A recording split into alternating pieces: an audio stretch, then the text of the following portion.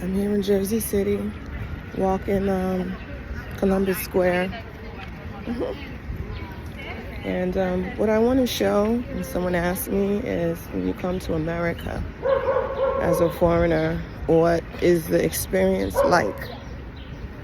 Well, one of the things I told them is that the job opportunities are not what people say sometimes. They're not always truthful. We always think America, everything is great, but if you're a foreigner coming in, you don't speak the language, you don't understand, it could be complicated, especially with like jobs and things like that. See that guy? He's Uber Eats. There's another one. These are people who are newly here. Sometimes it's a side hustle, but most of the times when you see people that are coming from African countries, it's so easy to know that the reason why they're riding bikes is because they can't afford cars. It just costs more. There's a lot of rules here, things they don't really explain and tell you up front. You get here and you find out. My thing is, don't leave your family, don't leave or sell your property to come here. I'm going to walk past the area where there are a lot of people fresh to this country, and you'll see the type of employment that they qualify for, because you might be qualified in your country, but not this one.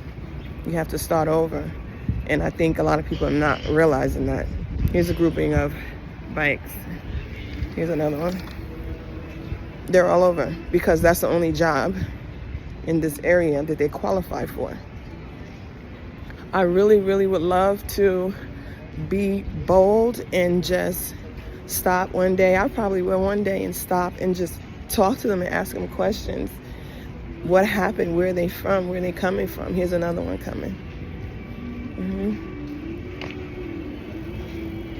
He looks like he's from India. Another one. You'll see them sitting around waiting for orders to come in. Look, there's a bunch of them. About to pass them now. Here's another one. It's unfortunate. They probably are skilled. Doctors, lawyers, educated. But when you come here, you got to start over, because they don't accept the level of education that you might have received in your country. Not that you didn't have education, but the level of education. And, it's a money-making thing. This is America. Look, look, look, look. This is what they have to do.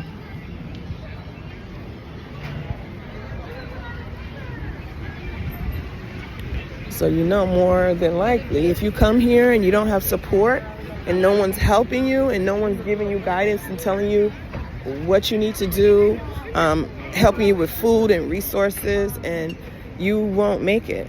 You won't make it. You'll end up homeless. Now, there's nothing wrong with doing a delivery, but the problem is it's kind of like a trap. You end up staying there for a little longer than you really thought, and then you come here and you realize how expensive things are, and that you will be trapped riding that bike. You have to partner up with your buddies, and everybody has to come together and save money just to get out of there. You got to go back to school. You got to pay for school. You got to pay for housing, lights. You got to pay for you using your phone. That's not free. Your Wi-Fi, that's not free. Nothing is free here. So I know that a lot of foreigners only watch TV, and that's their experience of America or the UK or Canada. But I hope that if you are deciding to come to the US, to Canada, to the UK, that you really, really, please, please, please need to do your research. Don't just come, and definitely don't just come with a little bit of money. Connect with a church, connect with family members. Even if you're not that cool with them, you will need them. I'm telling you, you will need them. They're going to give you guidance and tell you where to go. So please, I am begging you. And I'm not African, but when I went to Nigeria, I saw the issue, why people were japping, why people were running away from their country, thinking that they were going to come to a better life. And it is a better life if you have the tools. But if you don't have the tools, don't just run over here. Don't, please. I'm begging you. Don't do it.